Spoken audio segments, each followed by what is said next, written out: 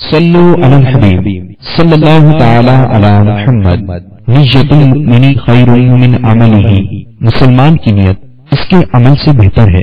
اللہ عز و جل کی رضا پانے اور ثواب کمانے کی غرض سے سلسلہ دیکھنے سے پہلے اچھی اچھی نیتیں فرما لیجئے۔ اللہ کی رضا کی خاطر علم دین حاصل کروں گا، سیکھ کر دوسروں تک نیکی کی دعوت پہنچاؤں گا، خاص باتیں لکھوں گا، اول تا آخر دیکھوں گا۔ صلو علی الحبیب صلی اللہ تعالی علی محمد۔ مدینہ ہوتی میں خاکسار ہوتا، کہ مدینہ ہوتی میں خاکسار ہوتا، ہوتی رہے مدینہ میرا غبار ہوتا، ہوتی رہے مدینہ میرا غبار ہوتا، یہ آرزو ہے دل کی ہوتا وہ سبز گنبد،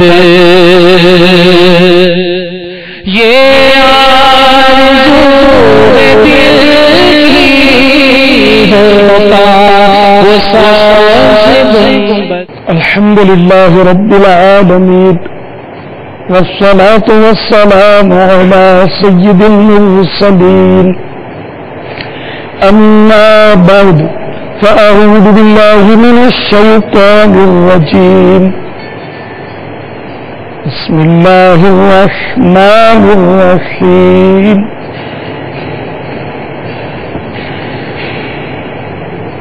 فرمان مصطفیٰ صلی اللہ تعالی علیہ وآلہ وسلم، جس نے مجھ پر 10 مرتبہ درود پاک پڑھا، اللہ عز و جل اس پر 100 رحمتیں نازل فرماتا ہے۔ صلو علی الحبیب صلی اللہ تعالی علی محمد۔ حضرت سیدنا نعمان بن بشیر رضی اللہ تعالیٰ عنہ سے مروی ہے کہ رسولوں کے سالار، نبیوں کے سردار، دو عالم کے مالک و مختار صلی اللہ تعالیٰ علیہ وآلہ وسلم کا فرمان مشکبار ہے، اللہ عز و جل کی حدود میں سستی کرنے والے اور ان میں مبتلا ہونے والے کی مثال ان لوگوں جیسی ہے جنہوں نے کشتی میں قرآن اندازی کی تو بعض کے حصے میں نیچے والا حصہ ہوا اور بعض کے حصے میں اوپر والا، بس نیچے والوں کو پانی کے لیے اوپر والوں کے پاس جانا ہوتا تھا، تو انہوں نے اسے زحمت شمار کرتے ہوئے ایک کلہاڑی لی اور کشتی کے نچلے حصے میں ایک شخص سوراخ کرنے لگا،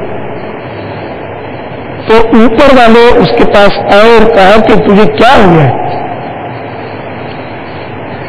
کہا کہ تمہیں میری وجہ سے تکلیف ہوئی تھی اور پانی کے بغیر گزارا نہیں، اب اگر انہوں نے اس کا ہاتھ پکڑ لیا تو اسے بچا لیا اور خود بھی بچ جائیں گے، اور اگر اسے چھوڑے رکھا تو اسے ہلاک کریں گے اور اپنی جانوں کو بھی ہلاک کریں گے۔ یہ حدیث پاک تبلیغ قرآن و سنت کی عالمگیر غیر سیاسی تحریک دعوت اسلامی کے اشاعتی ادارے مکتبۃ المدینہ کی مطبوعہ کتاب نیکی کی دعوت کے صفحات 457 سے میں نے سنائی، جو کہ صحیح بخاری شریف جلد 2 صفحہ 208 حدیث نمبر 2686، یہ اس کا حوالہ۔ اس حدیث پاک کے تحت مفسر شہیر حضرت حکیم الامت مفتی احمد یار خان علیہ رحمت المنان مرآت المناجیح میں فرماتے ہیں، اس حدیث شریف میں ایک مثال کے ذریعے برائی سے روکنے اور نیکی کا حکم دینے کی اہمیت کو واضح کیا گیا اور بتایا گیا کہ اگر یہ سمجھ کر امر بالمعروف و نہی عن المنکر یعنی نیکی کی دعوت دینے اور برائی سے منع کرنے کا فریضہ ترک کر دیا جائے کہ برائی کرنے والا خود نقصان اٹھائے گا، ہمارا کیا نقصان ہے، تو یہ سوچ غلط ہے، اس لیے کہ اس کے گناہ کے اثرات تمام معاشرے کو اپنی لپیٹ میں لے لیتے ہیں، اور جس طرح کشتی توڑنے والا اکیلا ہی نہیں ڈوبتا بلکہ وہ سب لوگ ڈوبتے ہیں جو کشتی میں سوار ہیں، اسی طرح برائی کرنے والے چند افراد کا یہ جرم تمام معاشرے میں معصور بن کر پھیلتا ہے۔ میٹھے میٹھے اسلامی بھائیوں، یا شیخ اپنی دیکھ کے تحت صرف اپنی اصلاح کی فکر میں لگے رہنے کے بجائے دوسروں کی درستی کی طرف بھی توجہ دینی چاہیے، کیونکہ کثیر گناہ ایسے ہیں کہ جن کا نقصان دوسروں کو بھی پہنچتا ہے۔ مثلا اگر کوئی شخص چوری کا گناہ کرے تو اس شخص کو بھی نقصان ہوگا جس کی چیز چرائی گئی۔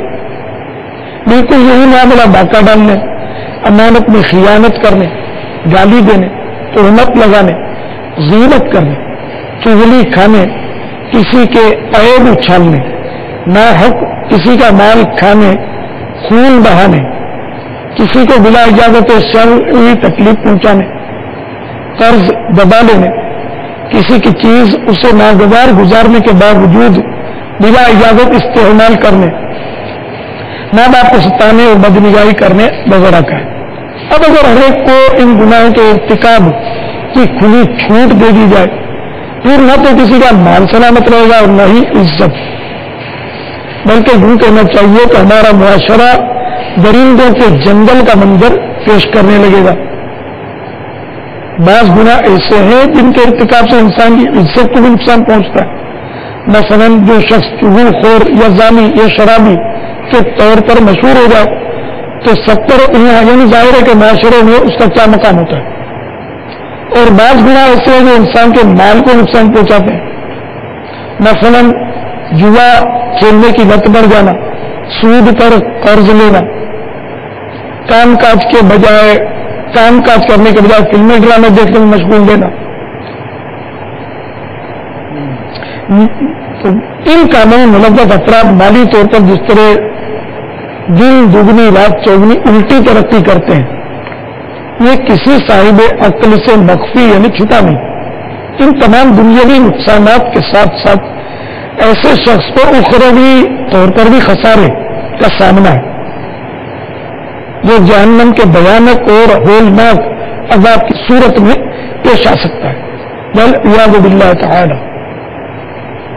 گناہ کے دنیاوی نقصانات کے ضمن میں دعوت اسلامی کے اشاعتی ادارہ ہے مکتبۃ المدینہ کی مطبوعہ 148 صفحات پر مشتمل کتاب نیکیوں کی جزائیں اور گناہوں کی سزائیں صفحہ 51 پر ہے۔ حضور نبی پاک صاحب الاولاق سیاح و افلاق صلی اللہ تعالی علیہ وآلہ وسلم کا فرمان عبرت نشان ہے۔ اے لوگوں، 5 باتوں سے بچنے کے لیے 5 باتوں سے بچو۔ نمبر 1، جو قوم کم تولتی ہے اللہ عز و جل انہیں مہنگائی اور پھلوں کی کمی میں مبتلا کر دیتا ہے۔ نمبر 2، جو قوم بد عہدی یعنی وعدہ خلافی کرتی ہے اللہ عز و جل ان کے دشمنوں کو ان پر مسلط کر دیتا ہے۔ نمبر 3، جو قوم زکوٰۃ ادا نہیں کرتی اللہ عز و جل ان سے بارش کا پانی روک لیتا ہے، اور اگر چوپائے نہ ہوتے تو ان کو پانی کا ایک قطرہ بھی نہ دیا جاتا ہے۔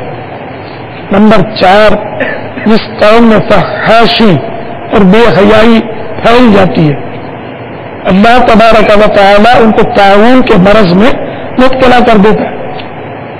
طاعون کو انگلش میں پلیگ بولتے ہیں۔ یہ چوہے کے پسوں کے کاٹنے سے لاحق ہونے والا مہلک مرض ہے۔ اس میں چھاتی، بغل یا خصیے کے نیچے جلٹیاں یعنی گانٹھیں نکلتی ہیں اور تیز بخار ہوتا ہے۔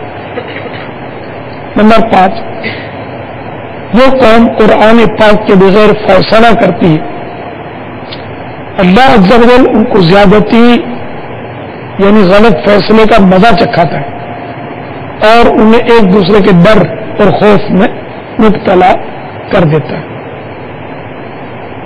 مجھے بھی پیارے پیارے اسلام بھائیوں، آپ نے دیکھا کہ گناہوں کا دنیا میں بھی وبال ہوتا ہے اور بارہا ایسا ہوتا ہے کہ ہمیں نظر بھی آتا ہے.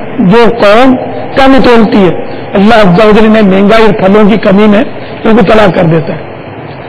کم تولنے کا سلسلہ مجھ سے زیادہ آپ کو معلوم ہے کہ آج کل کتنا زیادہ ہے اور طرح طرح کے انداز ہیں کم تولنے والے. یہاں تک کہ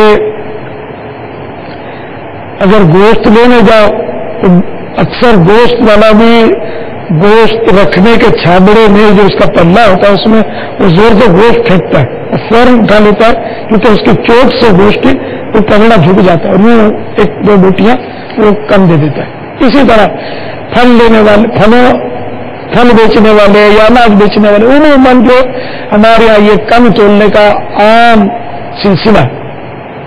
اب مہنگائی ہے یا نہیں ہے یہ آپ کو پتا، یعنی بچہ شاکی ہے مہنگائی کا، اتنی مہنگائی ہے. پھر بد عہدی وعدہ خلافی کرنے والے کے لیے یہ بھی شریف میں کہ ان پر دشمنوں کو مسلط کر دیتا ہے. وعدہ خلافی کا حال تو اتنا زیادہ اتنا بڑھ گیا ہے کہ وعدہ خلافی کو آج کل کوئی گویا عیب ہی نہیں سمجھتا. یعنی مذہبی وضاء قطع کے لوگ بھی اس کو عیب کم ہی سمجھتے ہیں. یہ وعدہ خلافی حرام اور جہنم میں لے جانے والا کام ہے، گناہ کبیرہ ہے. یہ ہمارے یہاں بالکل عام ہے، ہر بات میں، کاروبار میں بھی. قرضہ پکی بات کل میں آپ کو دے دوں گا، پکی بات میں پرسوں دے دوں گا، پہلی تاریخ کو پیمنٹ کر دوں گا، اور اس وقت ذہن ہوتا کہ اس کو ترکا. اب یہ اس ذہن سے ترکھانے کے ذہن سے وہ اس کو ٹائم دے رہا تو یہ وعدہ خلافی. ہاں آپ نے ذہن میں یہی کہ واقعی میں نے پہلی تاریخ کا جو ٹائم دے رہا ہوں اور میں نے اس کو پیمنٹ کرنا ہے. اب کوئی وجہ آ گئی اور آپ نہیں پیمنٹ کر سکے تو وعدہ خلافی نہیں، تو گناہ نہیں. تو یہ وعدہ کرتے ہیں ذہن میں رکھیے کہ آپ یہ جو وعدہ کر رہے ہیں آپ کی کیفیت کیا ہے، ورنہ پھر معذرت کر لیں. اب جیسے کہ آپ کو لگتا ہے کہ یہ ابھی کرے گا اور مجھے اصرار کرے گا تو اس کو اور محبت سے بھی کہہ سکتے ہیں کہ آپ دعا کرو تو میرے رکنے کا اسباب ہو جائے، میری کوئی مجبوری ہے، یا بس دعا کرو میرا دل لے جائے لگ جائے کہ میں رک جاؤں. اس طرح ایسے نیچلی بات کی جائے کہ جس سے وعدہ خلافی نہ ہو، دعوت دینے والے کی دل شکلی بھی نہ ہو اور بات بھی بن جائے. تو اس طرح یہ کہ بہت سارے گناہ ایسے کہ جن میں ہم مبتلا ہیں اور ہمارے لیے دنیا بھی آزمائشیں بھی ہیں، آخرت کی آزمائشیں تو باقی ہیں. اور چونکہ وعدہ خلافی ہمارے ہاں میں تو دشمن بھی ہمارے اوپر مسلط ہے. پہلے مسلمان غالب تھے، اب مغلوب ہے. اب دنیا میں مسلمانوں کی اس وقت جو پوزیشن ہے وہ بہت پتلی ہے. جو لوگ دیگر ممالک میں سفر کرتے ہیں خصوصاً غیر مسلموں کے ممالک میں، ان کو اس کا بہت تجربہ ہوتا ہے کہ مسلمانوں کے ساتھ اس وقت کیا سلوک کیا جا رہا ہے. یعنی کہ بعض لوگوں کی نادانی کی وجہ سے بھی مسلمان اس وقت دنیا میں ڈیگریڈ ہوئے جا رہے ہیں. اللہ ان کو عقل سلیم عطا فرمائے. تمہارا اس وقت دشمن ہم پر مسلط ہیں. اللہ کرے کہ ہم وعدہ خلافی سے باز رہیں اور گناہ سے باز رہیں اور دشمنوں پر ایک بار پھر ہم غالب آ جائیں. ذرا دل سے آمین کہہ دیجیے کیونکہ قبولیت کا وقت ہوتا ہے. اللہ کرے آپ کی آمین سے ہم مسلمان پھر ایک بار اوپر آ جائیں. اللہ کرے جو قوم قرآن پاک کے بغیر فیصلہ کرتی ہے اللہ عز و جل ان کو زیادتی یعنی غلط فیصلے کا مزہ چکھاتا اور انہیں ایک دوسرے کے ڈر میں مبتلا کر دیتا ہے. تو جو خوف و ہراس ایک دوسرے کا پھیلا ہوا اس میں تو ہمارے سامنے ہی کسی کی جان سلامت نہیں، کسی کا مال سلامت نہیں، کسی کی عزت سلامت نہیں. اللہ تعالیٰ ہمارے حال پر رحم فرمائے. ہم مسلمانوں کو ایک اور نیک بنا دیں. مسلمان کا محافظ ہوتا ہے، نہ کہ اس پر حملے کرنے والا اور ان کو لوٹنے والا. مسلمان کی تعریف تو حدیثوں میں اس طرح بیان فرمائی گئی کہ مسلمان وہ ہے کہ جس کے ہاتھ جس کی زبان سے دوسرا مسلمان محفوظ رہے. تو مسلمان دوسرے کی جان مال اور عزت کا محافظ ہے. لیکن آج کل بالکل یعنی کہ ایک تعداد ہے جو الٹ جا رہی ہے کہ مسلمان ہی مسلمان کو لوٹ رہا ہے، کاٹ رہا ہے، مار رہا ہے دہشت گردی تو فائرنگ تو دھماکے تو یہ ہمارے مطلب ایک طرح سے ہمارا وہ مقدر بن گیا، ہماری زندگی کا، ہمارے معاشرے کا حصہ بن چکا ہے۔ اللہ کرے کہ ہمارا ملک پاکستان امن کا گہوارہ بن جائے، اللہ کرے۔ افسوس، سب کروڑ افسوس، آج کل مسلمانوں نے نیکیوں کا ذہن بہت کم ہو گیا ہے، بس ہر طرف گناہ کا دور دورہ ہے، نیکی کی دعوت کی طرف بھی کوئی خاص رغبت نہیں رہی۔ آئیے ایک عبرتناک روایت سنیے اور اپنے آپ کو عذاب الہی سے ڈرائیے۔ چنانچہ سرکار مدینہ سرور قلب و سینہ صلی اللہ تعالی علیہ وآلہ وسلم کا فرمان با کریمہ ہے، قسم ہے اس کی جس کے ہاتھ میں میری جان ہے، یا تو تم اچھی بات کا حکم کرو گے اور بری بات سے منع کرو گے، یا اللہ تعالیٰ تم پر جلد اپنا عذاب بھیجے گا، پھر دعا کرو گے اور تمہاری دعا قبول نہ ہوگی۔ یہ ترمذی شریف کی جلد 4 صفحہ 69 حدیث نمبر 2176۔ اس حدیث پاک کے تحت مرآت المناجی میں مفسر شہیر حکیم الامت مفتی احمد یار خان علیہ رحمت المنان فرماتے ہیں، امر بالمعروف و نہی عن المنکر، یعنی نیکی کا حکم دینے اور برائی سے منع کرنے کی ذمہ داری سے پہلے تہی، یعنی تعلم تول کتنا بڑا جرم ہے، اس حدیث میں نہایت وضاحت کے ساتھ اس کا بیان کیا گیا۔ رسول اکرم صلی اللہ تعالی علیہ وآلہ وسلم نے فرمایا، یا تو تمہیں یہ فریضہ انجام دینا ہوگا یا اللہ تعالی کے عذاب کا سامنا کرنا پڑے گا، اور اس کے بعد اگر تم دعا بھی کرو گے تو قبول نہ ہوگی۔ یہ نہایت سخت قسم کی وعید ہے، مفتی صاحب فرما رہے ہیں یہ نہایت سخت قسم کی وعید ہے، یعنی جب تم اپنی کوتاہی کا ازالہ یعنی اسے دور نہیں کرو گے اور اللہ عز و جل سے معافی نہیں مانگو گے، تمہاری کوئی دعا قبول نہ ہوگی۔ دے دھن مجھ کو نیکی کی دعوت کی مولا، مچا دوں میں دھوم ان کی سنت کی مولا، آمین۔ صلو علی الحبیب صلی اللہ تعالی علیہ وسلم۔ تو میٹھے میٹھے اور پیارے پیارے اسلامی بھائیوں، نیک بننے اور گناہ سے بچنے اور ایمان کی حفاظت کے لیے فی زمانہ دعوت اسلامی کا مدنی ماحول کسی نعمت غیر مترقبہ سے کم نہیں۔ آج کے گناہ بھرے ماحول میں پلنے والے بڑے بڑے مجرم مدنی ماحول میں آ کر الحمدللہ سنت کے سانچے میں ڈھل گئے۔ اس زمین ایک مدنی بہار سنتے ہیں، چنانچہ گجرات، پنجاب، پاکستان کے مقیم اسلامی بھائی کے بیان کا خلاصہ پیش خدمت ہے۔ تبلیغ قرآن و سنت کی عالمگیر غیر سیاسی تحریک دعوت اسلامی کے مدنی ماحول سے وابستہ ہونے سے قبل میں گناہوں کی تاریخ میں گم تھا۔ غفلت کے اندھیروں میں مجھے دین سے عملاً اس قدر دور کر رکھا تھا کہ نماز روزے کی کچھ پرواہ نہ تھی۔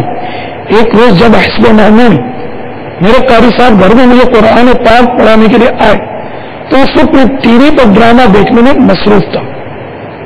میں نے کہا، قاری صاحب اب تشریف رکھیے، میں ڈرامہ دیکھ کر ابھی آ رہا ہوں، تو تھوڑا سا باقی رہ گیا ہے۔ قاری صاحب کا حوصلہ بھی کمال تھا، ڈانٹ ڈپٹ کے بجائے نہایت ہی شفقت سے انفرادی کوشش کرتے ہوئے انہوں نے مجھے دعوت اسلامی کے اشاعتی ادارے مکتبۃ المدینہ کا مطبوعہ رسالہ ٹی وی کے تلاکاریاں پڑھ کر سنایا۔ رسالہ سن کر بے اختیار ندامت و شرمندگی مجھ پر غالب آئی اور میں خوف خدا سے سر تا لرز اٹھا۔ قاری صاحب کی نصیحت پر عمل کرتے ہوئے میں نے جب اپنی گزشتہ زندگی کا احتساب کیا تو میرا دل رونے لگا کہ صد ہزار میں نے زندگی کا اتنا بڑا حصہ فضولیات و لغویات میں صرف کر دیا اور مجھے اس کا احساس تب نہ ہوا۔ الحمدللہ عز و جل میں نے صدقے دل سے توبہ کی اور عزم مصمم کر لیا کہ آئندہ انشاءاللہ عز و جل گناہ سے بچتا رہوں گا، نماز کی پابندی کرتے ہوئے سنتوں بھری زندگی گزارنے کی کوشش کرتا رہوں گا اور اللہ رسول عز و جل صلی اللہ تعالی علیہ وآلہ وسلم کی نافرمانی، جھوٹ، غیبت، چغلی اور وعدہ خلافی وغیرہ وغیرہ سے بچتا رہوں گا۔ الحمدللہ عز و جل دعوت اسلامی کے مشکبار بدنی ماحول نے میری کایا پلک دی اور مجھ سا بگڑا ہوا انسان بھی سدھرنے پر کمر بستہ ہو گیا. اللہ عز و جل سے دعا ہے کہ ہمیں مدنی ماحول میں استقامت عنایت فرمائے.